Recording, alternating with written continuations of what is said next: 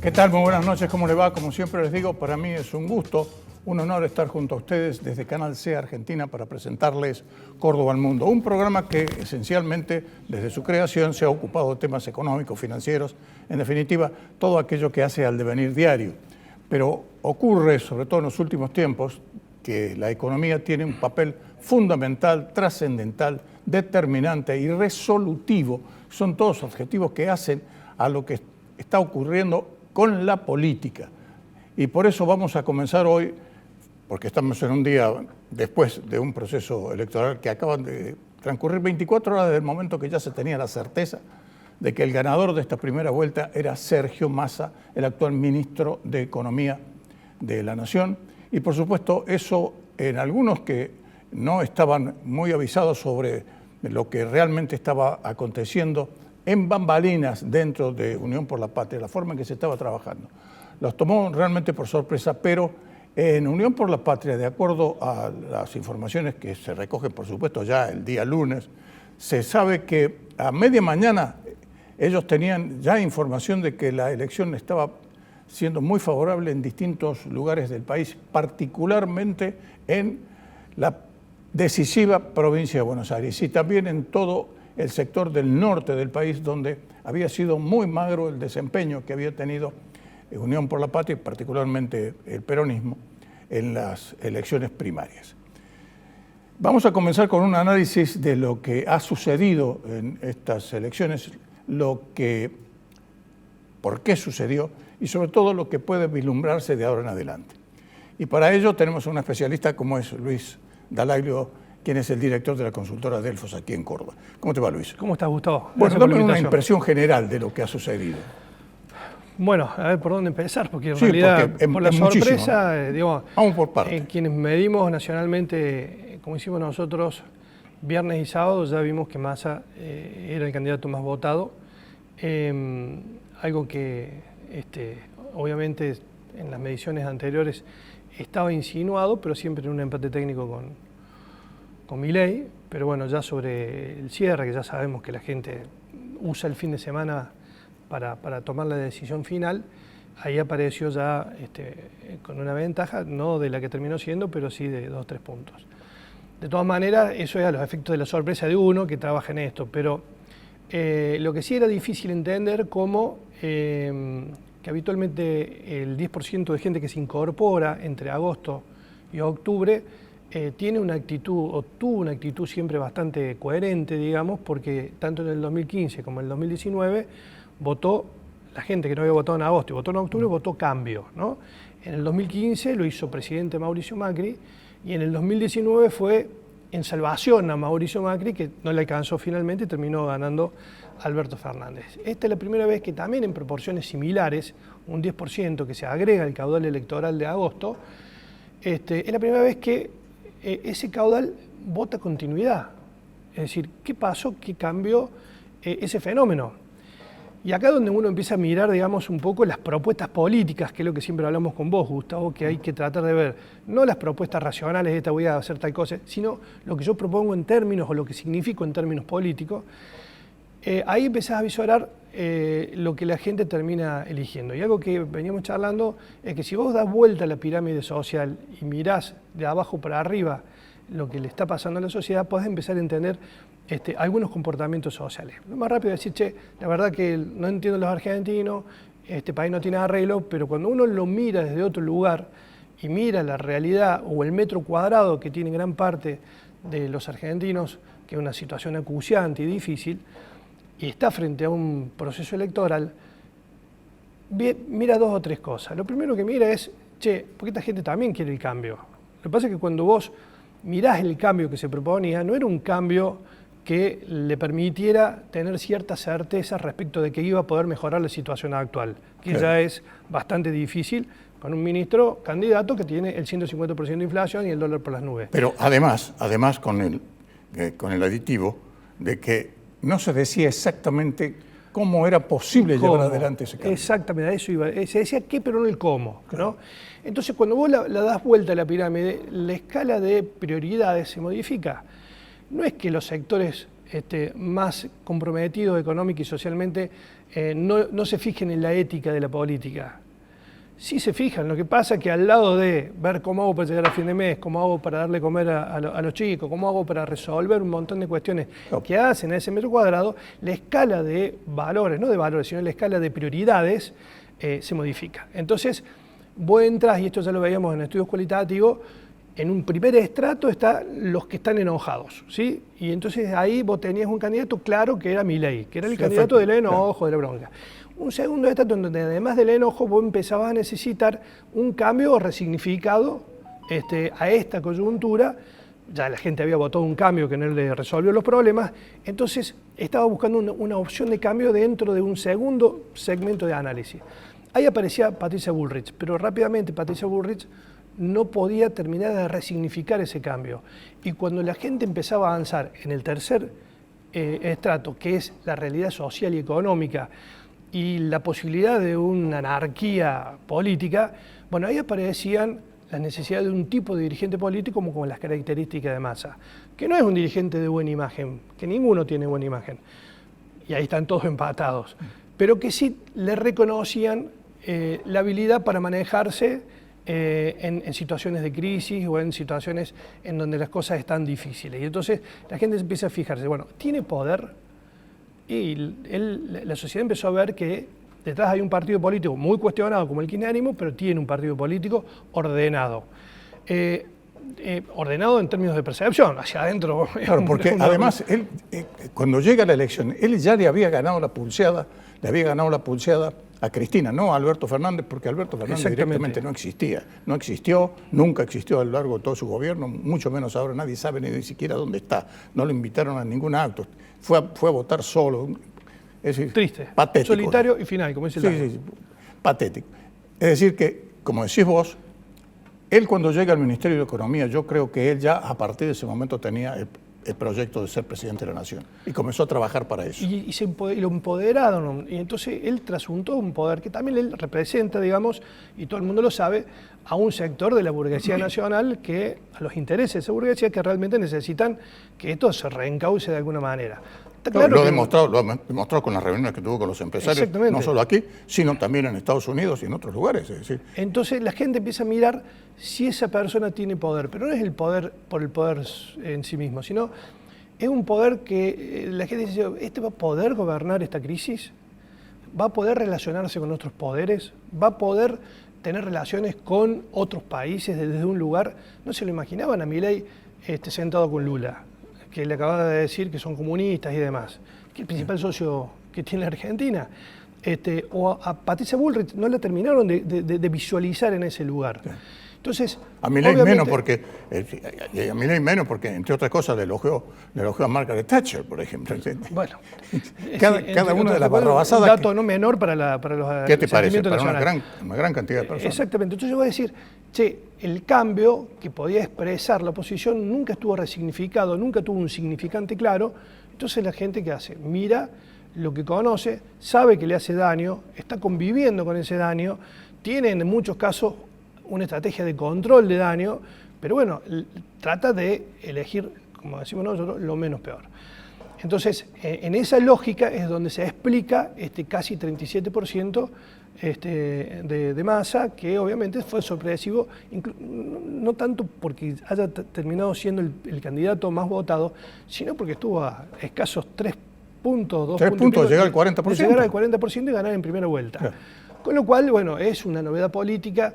Y yo creo que desde el punto de vista político va a tener un respiro por las próximas semanas.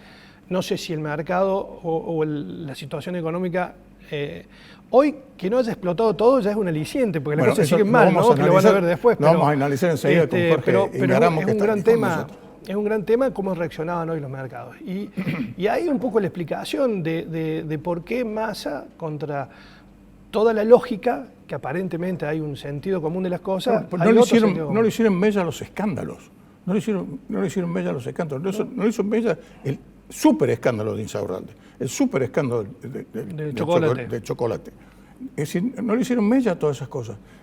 Es más, la Cámpora quedó atrincherada en lo suyo, es decir, cesó en sus ataques Y no solo eso, después se ha sumado, aunque subrepticiamente, movilizando a todo el fenomenal aparato que desde su fundación tiene el justicialismo.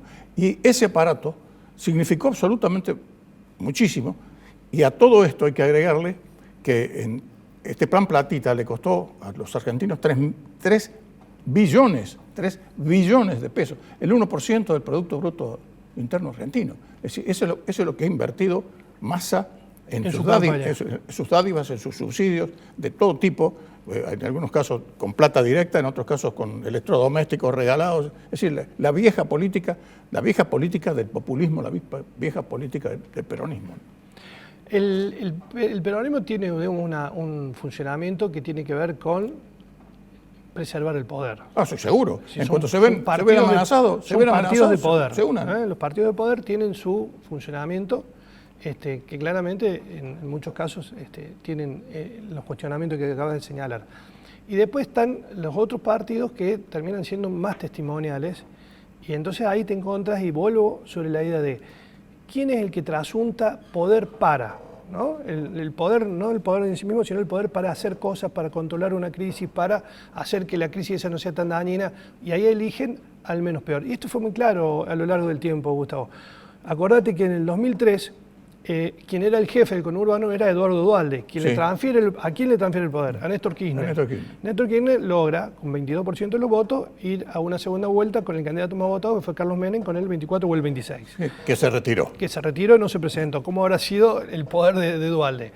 Él se paró sobre ese poder, después hizo lo que todos sabemos con Duhalde, y le transfirió el poder a la mujer, que él eso en ese momento era el presidente, y tampoco había un cambio significado en ese momento. Entonces, Cristina fue, en su génesis, la menos votada de las candidatas a presidente en esa primera elección, pero le alcanzó para ganar la elección, porque nunca hubo un significante claro enfrente en la oposición que pudiera proyectar una idea de cambio. Llegás al 2015, donde sí, 2011, bueno, Cristina hace, porque ella misma era el poder y hace la mejor elección, y después del 2015 no le alcanza, no está entregado el poder a Scioli, y ahí se construye una idea de poder detrás de Mauricio Macri, que él sí significa, además de generar una idea de poder, significa una idea de cambio, y se produce el cambio. Y entonces es lo que no terminó de pasar ni en el 2000, bueno, con Alberto Fernández sí en el 2019, y ahora que no pasó con Bueno, por supuesto, podríamos hablar toda la noche, pero se nos está acabando el tiempo. Hay un desbarajuste en este momento en Juntos por el Cambio, es decir, y todo el mundo se está peleando por los votos de Juntos por el Cambio. Es decir, Massa quiere los radicales de Juntos por el Cambio.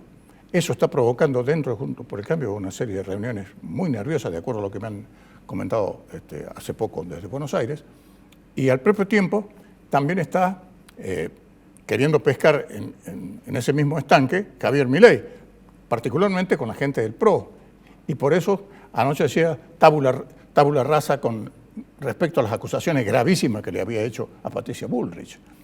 Y también ahí va a jugar un papel preponderante Juan Schiaretti, que ha hecho una elección, prácticamente duplicó sus votos. Los duplicó, exactamente. Y se llevó 3 diputados de aquí de Córdoba. Que ahí está el gran triunfo, ¿no? Es decir, el PRO tan solo uno, que fue Luis Picat, el único. Así es.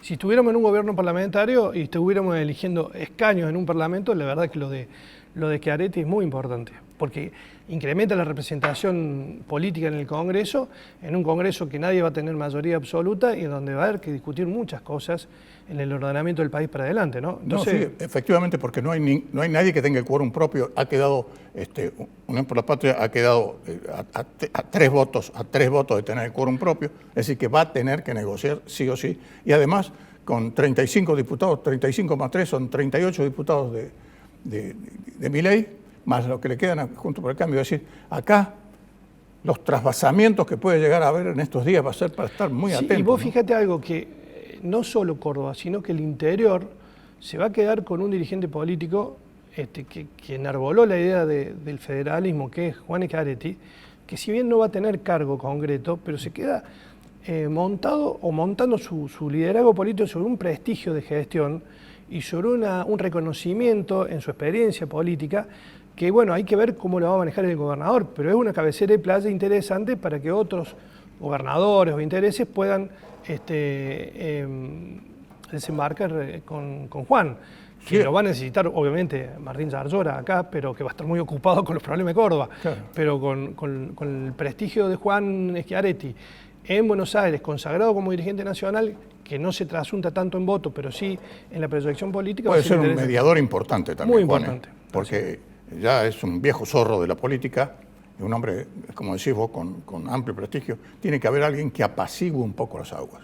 Yo creo que en los discursos, tanto de Milei cuanto de Massa, hubo una cierta moderación. Ayer por algo, para que no se le escapara la liebre a Milei, por algo leyó, es decir, lo llevó un discurso muy pensado, pero por supuesto con un direccionamiento. Es decir, ha tomado el discurso de Patricia Bullrich, tomó la finalidad es terminar con el kirchnerismo. Él estaba diciendo otra cosa antes, hasta Claro. un poquito, terminar con la casta. Apenas se la mencionó la casta. Pero vos fíjate, Gustavo, que se lo anticipa más y le dice, se terminó la grieta Sí, en el discurso. O sea que está sacando la discusión de la grieta kirchnerismo-antikirchnerismo, Claro. porque sabía que el argumento, ya lo habían dicho, iba a ser ese el argumento. Hoy el tema va a ser interesante ver cómo van a juntar votos y a partir de qué factores van a juntar votos. Porque el factor político, kirchnerismo, antikirchnerismo, de alguna manera le queda para juntar un poco de votos más. El segundo factor, que es el de la crisis económica y social y el voto temor o miedo, como le quieras llamar, a que esto se vaya, también le va a quedar para juntar un poco de votos. Así, un factor político y otro factor socioeconómico. Hay que ver en esa carrera quién termina reuniendo mayor cantidad de votos. Yo creo que Massa no va a tener problema de llegar a los 40 puntos porque quedó cerca. El problema es cómo junta los 10 puntos restantes. Una cosa creo que interesante... el porcentaje es decir, no viene a ser a uno que le faltan 20 y a otro que le faltan 12, sino simplemente hay que tener en cuenta cuántos son los votantes. Y vos sabés que yo tengo una impresión, ¿no? Puede llegar a haber en la segunda vuelta una gran cantidad de votos en blanco. Hay gente que está realmente, es decir, de ver lo que se ve, lo que se escucha en la radio, lo que se ve en televisión, lo que se ve en las redes sociales, es decir, el desencanto de mucha gente. Dijimos, fuimos a votar, pero ahora a ninguno de todos los votos. Puede votar en blanco. Hay dos datos de los balotajes. Vota casi la misma cantidad de gente, un poquito menos por ahí, y crece el voto en blanco. En esta elección de ayer prácticamente no hubo voto en blanco, Claro, el 2 y pico por ciento. Sí, sí. En la próxima, cuando lo normal es el 4 y el 5, en general en las elecciones siempre fue ese el número. Es probable que, como decís vos, la gente vaya a votar y vaya a votar en blanco. Que vaya a votar, es importante ya que haya una manifestación de descontento o de enojo, pero que esté la expresión planteada también en la elección. Por más que después no se contabilice, porque en realidad el voto en blanco ya no tiene mucho útil, si no es más como manifestación política, porque el voto en blanco tenía sentido ayer, que es se usan los votos positivos para distribuir los diputados nacionales. No, y notoria también la diferencia enorme que tuvo Kicillof en la provincia de Buenos Aires, cuando todo el mundo decía que Grindetti iba a estar muy cerca, le pegó una paliza de aquella. Y bueno, activaron Y eso contribuyó al triunfo de Massa, por supuesto. Sí, sin duda, por supuesto, que ahí fue la gran diferencia. Sí, sí. Muchas gracias. Nos vemos, Gustavo. Pero por supuesto, esto continúa. Esta es una película faltan inicial. 18 días Sí. y que van a parecer una eternidad. No va a ser la última vez que conversemos. Muchas gracias, Luis. Nos vemos, Gustavo, gracias a vos.